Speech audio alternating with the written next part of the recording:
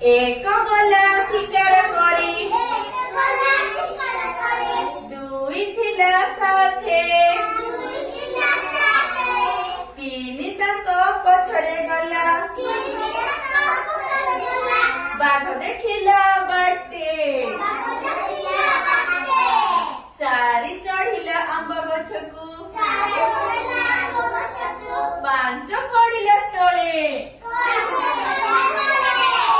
ଛଅ ଦେଖିନ ହସୁଥିଲା ଦୋଳି ଖେଳିନ ଡାଳେ